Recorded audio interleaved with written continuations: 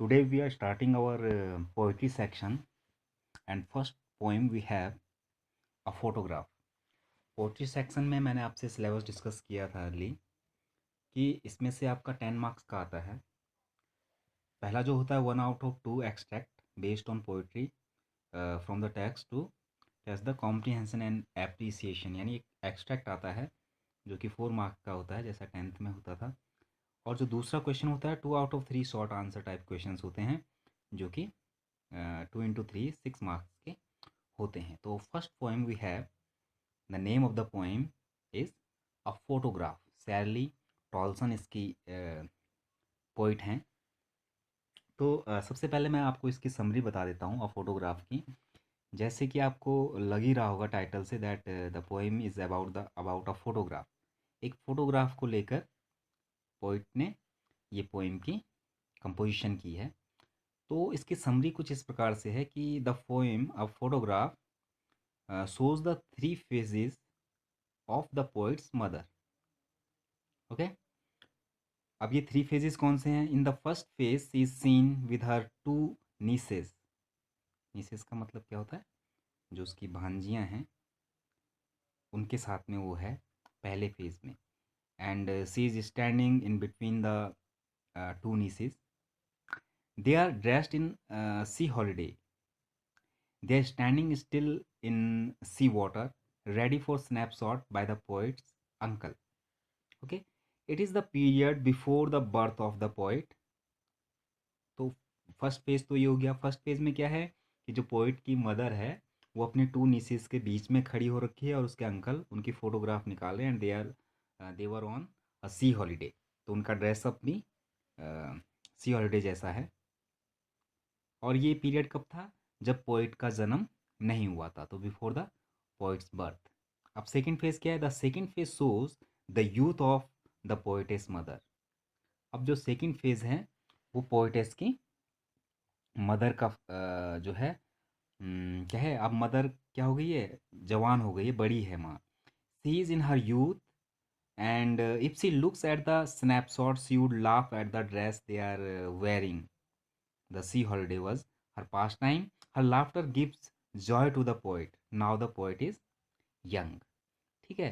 तो अब ये जो स्नैपशॉट है जो हॉलीडे पे उन्होंने खींचा था वो स्नैपशॉट, उसको देखकर माँ हंसती है कि जब वो छोटी थी अपने नीसिस के साथ में हॉलीडे पे गई थी तो उनका ये फोटोग्राफ जो है खींचा गया था। और थर्ड फेज जो है, third phase shows the period after her death. Her photograph shows silence, and that silence silences the poet also. He stands silent before the photograph and thus pays her tribute to her mother. और जो last phase है, अब उसकी माँ नहीं रही, मर चुकी है। तो अब जो पोइट है वो उस फोटोग्राफ को देख रही है और सब कुछ एकदम शांत है, साइलेंस है। और ये साइलेंस बहुत कुछ कहती है। ये ट्रिब्यूट है उसकी पोइट का अपनी माँ के लिए। तो there are 3 phases and 3 paragraph two in the poem, 3 stanzas.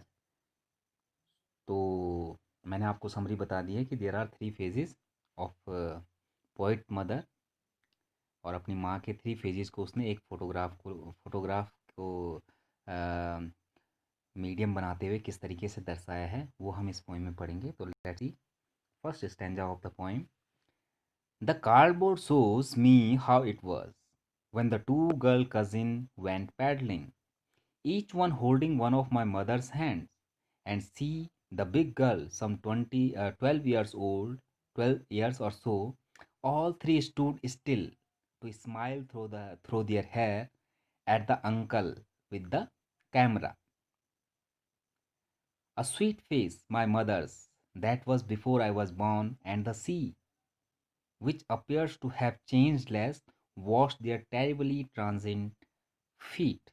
अब इस पैराग्राफ में क्या है? The cardboard shows. The cardboard shows मतलब जो कार्डबोर्ड होता है, जो एक जिसको कहते हैं एक गत्ता होता है जिसको कहते हैं, उस पे एक फ़ोटोग्राफ चिपका हुआ है। और उसमें देखती है वो कि उसकी जो कजिन्स हैं, जो नीसीज हैं, वो पैडलिंग कर रही हैं, पैडलिंग करते हुए।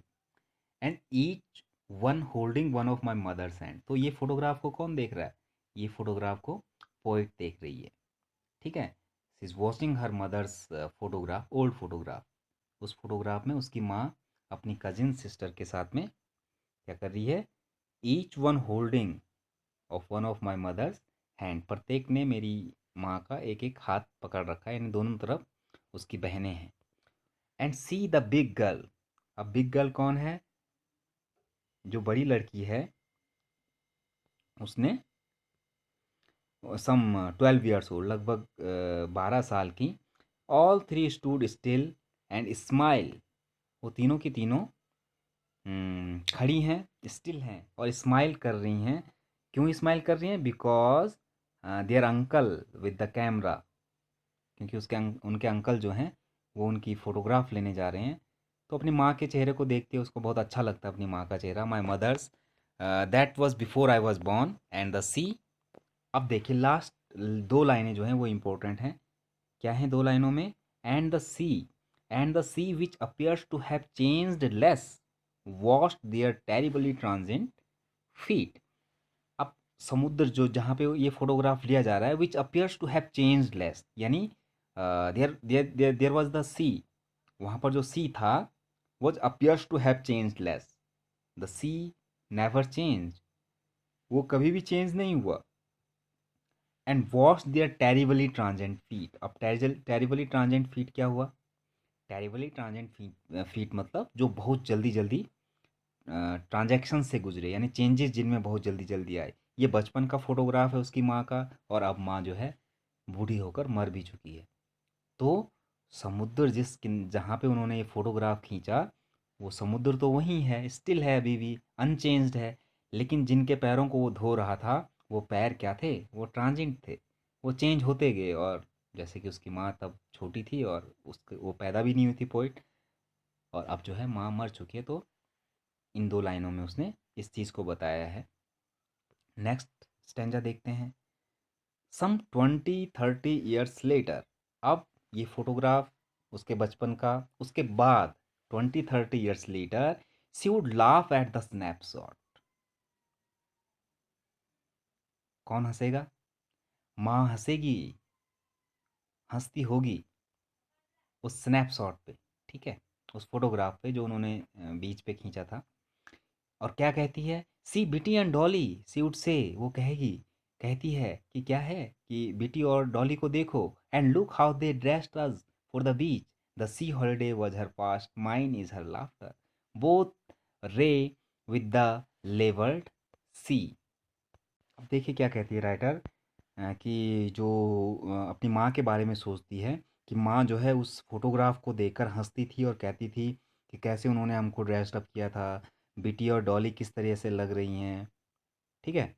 अब राइटर कहती है the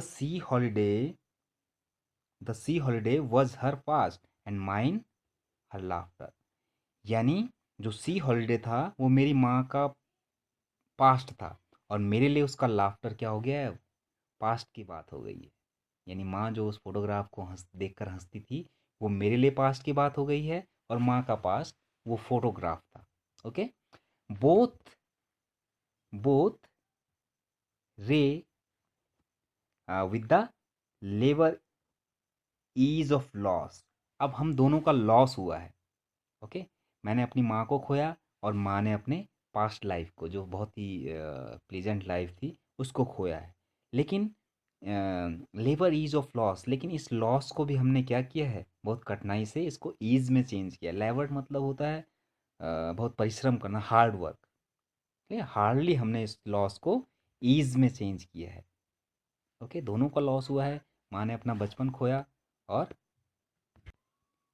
both wry with the laboured ease of loss. तो यहाँ पे इस लाइन का मतलब ये है कि we both had lost something, या इम्पोर्टेंट थिंग हम दोनों ने खोई है, but we are ease with this loss. हम दोनों के दोनों इस लॉस के साथ में बहुत कठिनाई से हमने इसको झेला है, या फोर्सली हमने इसको टॉलरेट किया है। Now the last stanza. Now she has been dead nearly as many years as that girl lived, and of this circumstance there is nothing to say at all, its silence silences.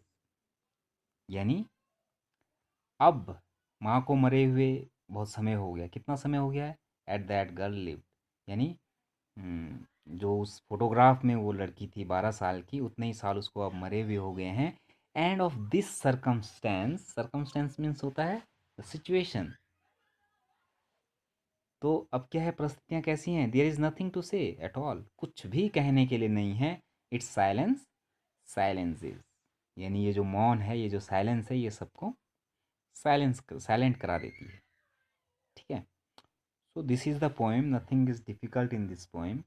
I have already discuss the summary of this poem, और para wise भी, stanza wise भी हमने इसको पढ़ लिया है। So I am sending you some difficult word of this poem, and after that we will do stanza wise questions. Okay, so that's all for today. Thank you.